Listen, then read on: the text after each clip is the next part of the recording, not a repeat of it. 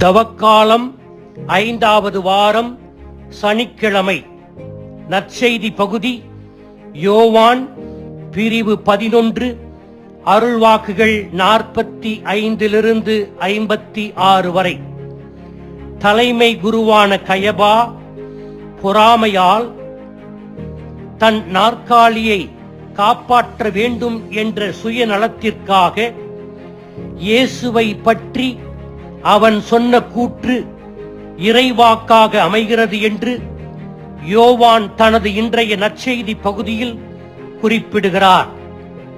அரசியல் தலைவர்களில் போற்றப்படும் ஒரு பண்பு உண்டு என்றால் அது அவர்கள் யதார்த்த அறிவு நிரம்பியவர்கள்.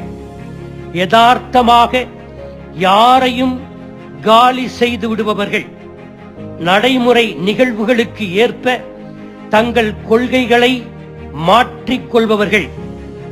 இன்றைய நற்செய்தியில் ஒரு சமயத் தலைவர் அரசியல்வாதிகளோடு சேர்ந்து கொள்ளுகிறார்.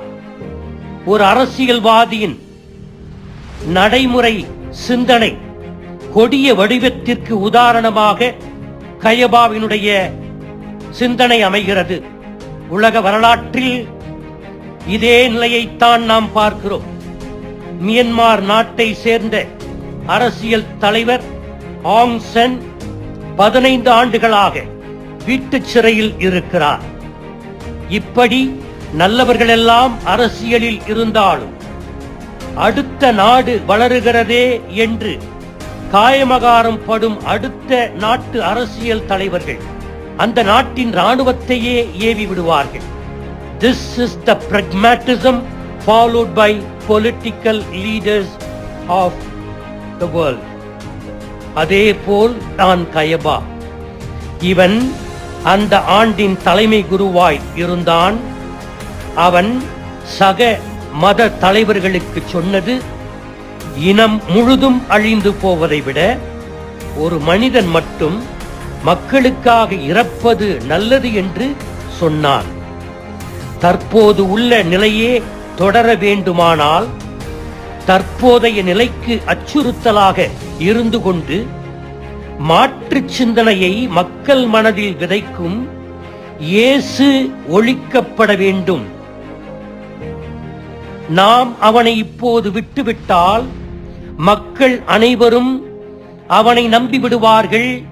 பிறகு ரோமையர்கள் நம் எருசலேம் ஆலயத்தை இடிப்பார்கள், நம் இனத்தை அழிப்பார்கள். யூதனாகிய இயேசுவை எருசலேமில் உள்ளவர்கள் அனைவரும் பின்பற்ற தொடங்கிவிட்டால் ரோமையர்கள் நம்மேல் கோபப்பட்டு நம்மை தண்டிப்பார்கள், துன்புறுத்துவார்கள்.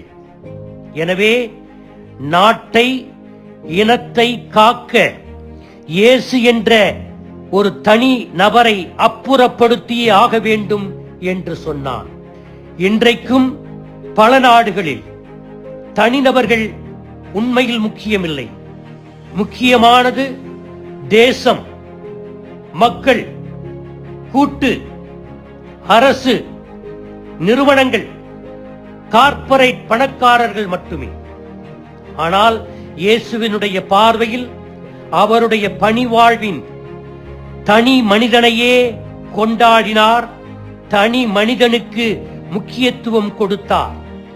இயேசு நல்லாயனாக இருந்து ஒவ்வொருவரையும் பெயர் சொல்லி அழைத்தார்.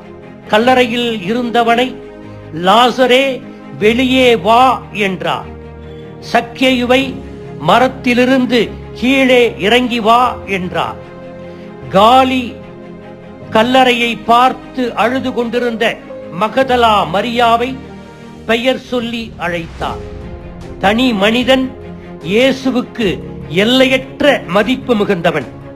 நாம் ஒவ்வொருவரும் இயேசுவின் பார்வையில் விலையேறப் பெற்றவர்கள். நல்ல கள்வன் சிலுவையில் தொங்கும்போது இயேசுவே என்னை நினைவு கூறும் என்று இயேசுவின் தனிப்பட்ட பெயரை சொல்லி எப்படி வேண்டினானோ அதே போல நாமும் இயேசு என்ற தனிப்பட்ட பெயரை சொல்லி இயேசுவிடம் வேண்ட வேண்டும். இயேசு மக்களுக்காக இறந்தார். ஆனால் கயபாவின் நோக்கத்திற்காக அல்ல, மாறாக கடவுளின் சிதறிய பிள்ளைகளை ஒரே நம்பிக்கை குடும்பத்தில் ஒன்று சேர்ப்பதற்காக அன்பினால் தன்னை பலியாக்கினார். இயேசு மதித்த தனி மனிதனை போற்றுவோம், மதிப்போம். ஆமீன்.